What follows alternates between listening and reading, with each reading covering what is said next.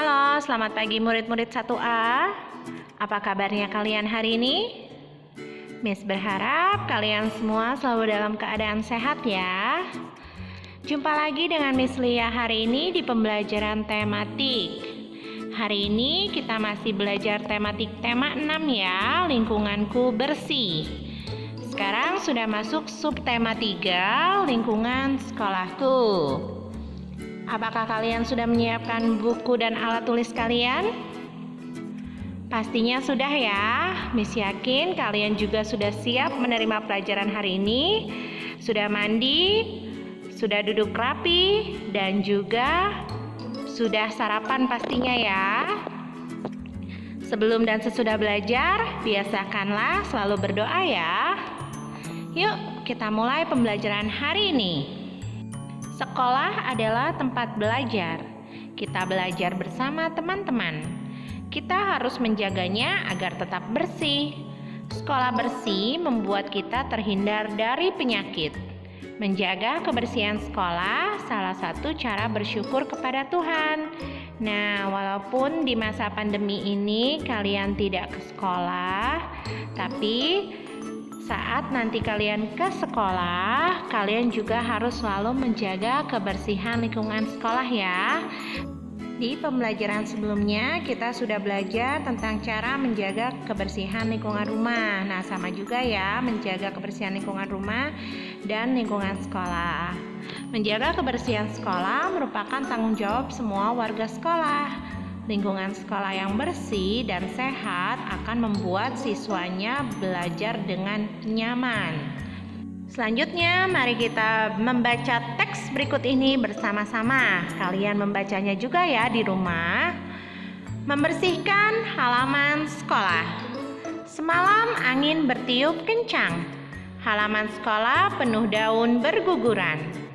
Bu guru mengajak siswa membersihkan halaman sekolah. Bu guru mengajak siswa menyapu halaman.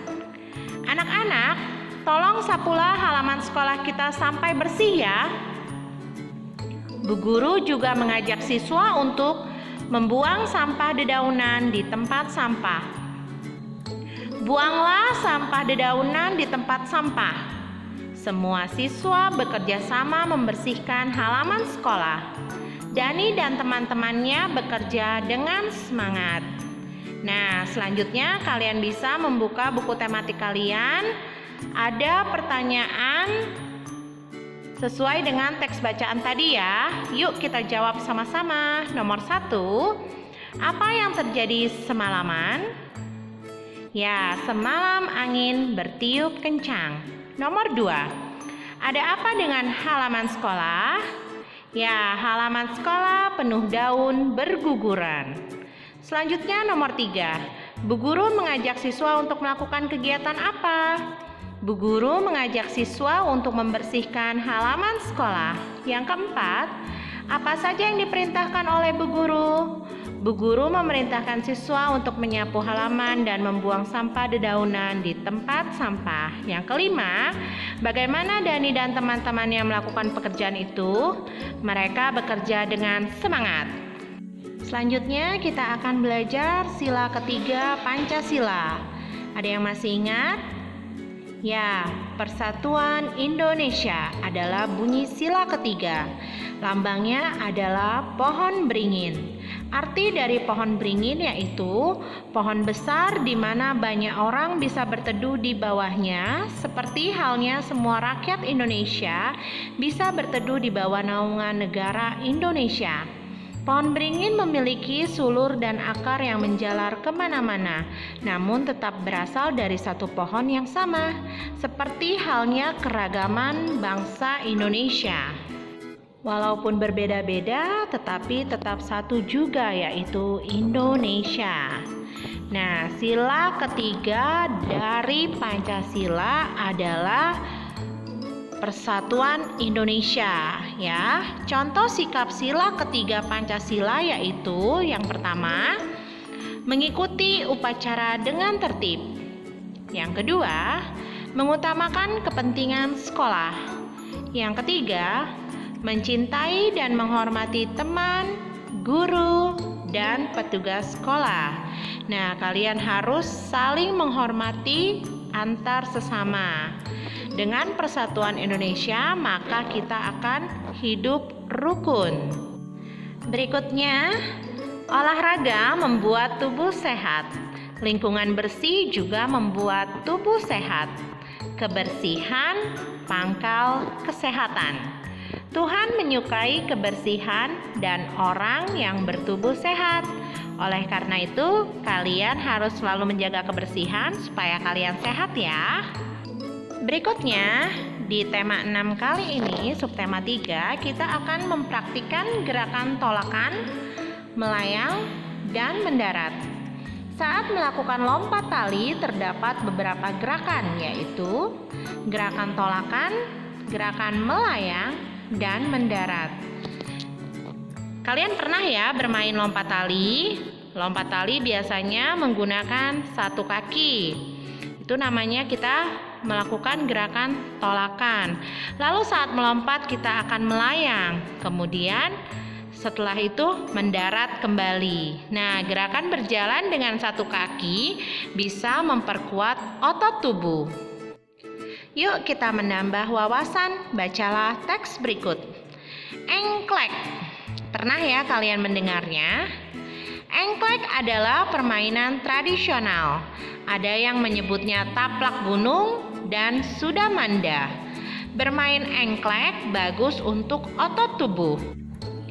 Permainan engklek dapat melatih otot tungkai dan juga keseimbangan karena kalian menggunakan satu kaki untuk menopang tubuh kalian ya. Bermain engklek juga membuatmu akrab dengan temanmu. Nah, pernah tidak kalian bermain engklek? Miss yakin pasti ada yang pernah melakukan permainan ini ya. Sangat seru loh melakukan permainan tradisional ini. Kalian bisa mencobanya di rumah ya, bermain bersama teman kalian di rumah ataupun bermain dengan adik kalian.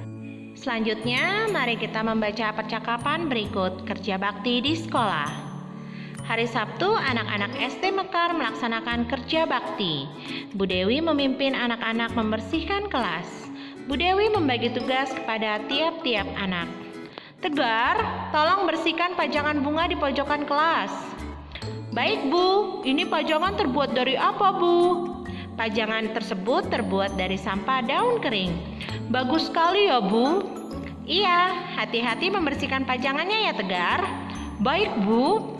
Diana, tolong sapu lantai sampai bersih. Siap Bu. Tugas saya apa Bu? Jovan, tugasmu mengelap kaca jendela. Siap Bu. Yumna, bantu Diana menyapu lantai ya. Siap Bu. Nah, itu adalah percakapan di kelas untuk membersihkan kelas ya. Nah, pada percakapan tadi terdapat kalimat perintah dan kalimat tanggapannya. Kalimat perintah adalah kalimat yang diucapkan untuk memerintah seseorang melakukan sesuatu. Yuk kita tulis ya di buku tematik kalian. Yang pertama ada kalimatnya, Tegar, tolong bersihkan pajangan bunga di pojokan kelas. Tanggapannya, baik Bu. Yang kedua, Diana, tolong sapu lantai sampai bersih. Tanggapannya, siap Bu. Nah, untuk 3, 4, dan 5 kalian lanjutkan ya. Selanjutnya kita akan mengukur berat benda menggunakan alat ukur tidak baku. Sampah hasil kerja bakti anak-anak dikumpulkan. Pak Guru memerintahkan anak-anak memilah sampah yang dapat didaur ulang dan sampah yang tidak dapat didaur ulang. Siswa mengambil sampah yang dapat didaur ulang, misalnya kertas, kaleng, plastik, dan kardus. Mereka akan belajar mengukur berat benda menggunakan timbangan sederhana. Alat-alat untuk menimbang yaitu gantungan baju, kantong plastik, bulatan tanah liat. Nah, kalian bisa menggantinya dengan kelereng juga ya, serta ranting pohon atau benda apapun yang bentuknya sama. Kalian bisa menggunakan barang-barang yang ada di rumah kalian untuk melakukan timbangan tidak baku ini ya.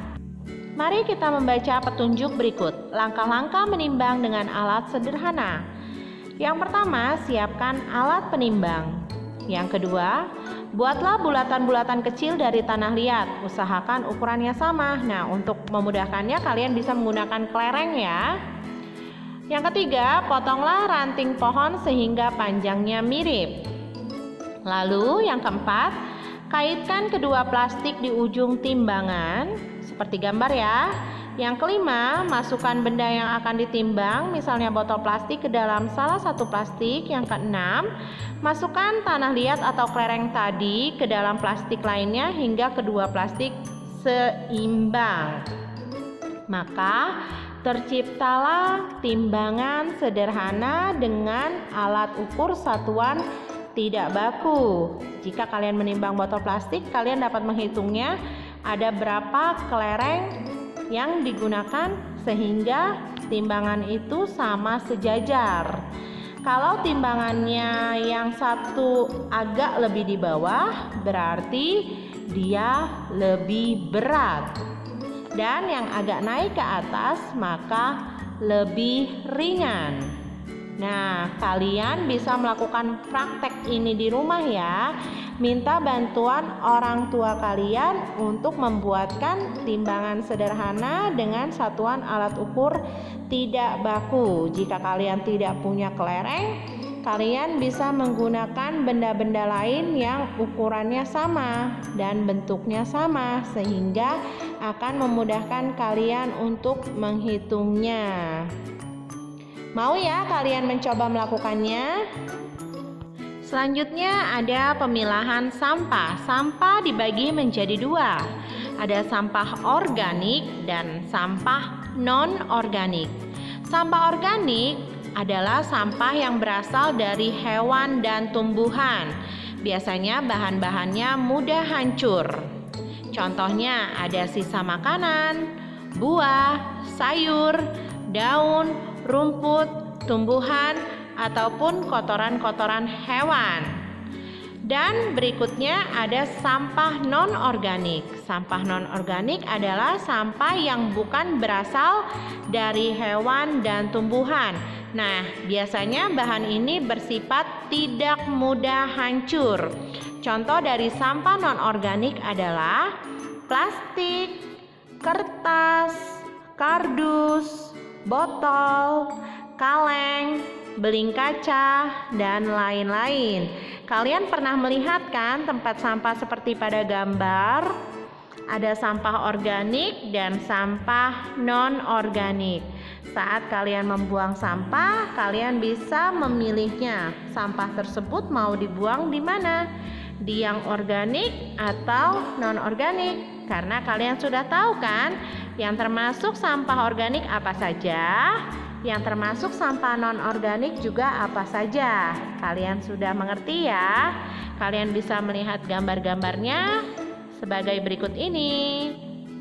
Sampah non-organik atau anorganik biasanya juga bisa didaur ulang ya, atau digunakan kembali, seperti botol ataupun plastik yang bisa dijadikan hiasan. Nah, bagaimana cara memilah sampah? Kalian harus memilahnya, yang termasuk organik yang mana, yang termasuk anorganik yang mana, dan juga ada yang termasuk sampah residu. Nah, sampah residu ini kalian bisa melihat contohnya ya. Ada bekas suntikan ataupun CD bekas, adapun bekas botol spray penyemprot nyamuk ya. Kalian bisa membedakannya dan membuangnya sesuai tempatnya ya. Pentingnya kebersihan dan kerapian di lingkungan sekolah sudah seharusnya selalu dikomunikasikan kepada warga sekolah. Nah, siapa saja sih yang termasuk warga sekolah?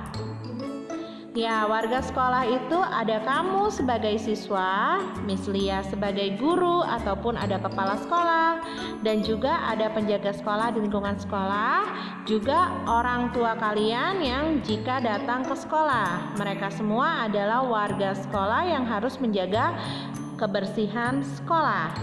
Nah, salah satu cara mengkomunikasikan kebersihan biasanya kita melalui poster.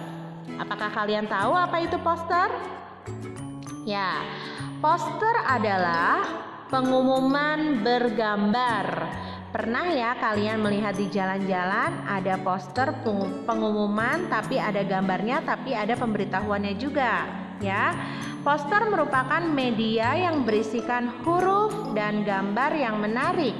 Isi dari poster bisa berupa ajakan untuk melakukan sesuatu. Nah, kalian pasti pernah ya melihat poster. Berikut Miss Lia lampirkan beberapa contoh poster tentang menjaga kebersihan lingkungan. Yang pertama ada buanglah sampah pada tempatnya dan juga jagalah kebersihan. Itu mengajak kalian untuk melakukan sesuatu, yaitu menjaga kebersihan lingkungan. Nah, selanjutnya kita akan mengukur satuan benda dengan alat ukur tidak baku seperti tadi yang sudah pernah kita bahas ya. Di rumah, Tegar mengulangi pelajaran di sekolah. Dia mempraktekkan kembali cara menghitung berat benda. Dia segera mengambil alat-alat yang diperlukan, yaitu gantungan baju, kancing baju, plastik, dan kelereng. Tegar mengambil dua benda untuk diukur, yaitu koran bekas dan toples. Hasil pengukurannya adalah sebagai berikut. Nah, kalian bisa melihat di buku tematik kalian ya. Ada dua benda yang diukur oleh Tegar, koran bekas dan juga toples plastik. Kalian bisa lihat berat benda koran bekas adalah berapa dan juga toples plastik juga berapa dengan menghitung jumlah kelereng dan kancing bajunya. Ayo kita menjawab pertanyaan berikut sesuai dengan gambar pengukuran Tegar tadi ya. 1. Berat koran sebanding dengan bla bla bla kelereng dan bla bla bla kancing baju. Kalian bisa menghitungnya ya. Ya, 5 kelereng dan 5 kancing baju. Yang kedua, di antara dua benda tersebut, benda yang lebih berat yang mana? Ya, koran. Yang ketiga, di antara dua benda tersebut, benda yang lebih ringan adalah toples plastik. Selanjutnya nomor 4. Berat toples plastik bekas sebanding dengan berapa kelereng dan berapa kancing baju? Ya, 3 kelereng dan 3 kancing baju. Kalian bisa menyalin jawabannya di buku tematik kalian ya. Berikutnya, mari kita membuat kalimat perintah sesuai dengan gambar yang ada ya. Kalimat perintah yaitu kalimat yang berisi untuk membuat orang melakukan sesuatu. Yang pertama, kalian bisa melihat gambarnya. Ada seorang anak sedang membuang sampah sembarangan. Maka kalimat perintah yang harus ditulis adalah, ya, jangan membuang sampah sembarangan, Tom. Nah, yang nomor 2, ada seorang anak sedang membuang sampah ke tempat sampah. Maka perintahnya, Rudy, tolong buang sampah ini pada tempatnya. Lalu yang ketiga, Andi, jangan mencoret-coret dinding sekolah ya. Kemudian yang keempat, Rina, tolong bersihkan kaca jendela ya. Yang kelima, Shera, tolong sapu lantainya ya. Nah, itu adalah beberapa contoh kalimat perintah. Kalimat perintah biasanya diakhiri oleh tanda seru. Garis 1 ada titik di bawahnya. Paham ya? Berikutnya adalah kita akan belajar tentang karya seni 3 dimensi. Karya seni 3 dimensi merupakan karya seni yang bisa dilihat dari segala arah karena memiliki panjang, lebar, dan ketebalan. Jadi mau lihat dari samping, dari depan, ataupun dari belakang kelihatan ya. Contohnya adalah pot, vas bunga, keramik, patung, guci, dan lain sebagainya. Nah, kalian pasti pernah melihatnya kan? Benda-benda tersebut itu adalah merupakan karya seni 3 dimensi. Kalau yang 2 dimensi seperti lukisan ataupun gambar ya. Kalian juga bisa membuat karya 3 dimensi menggunakan plastisin ataupun lilin mainan ya.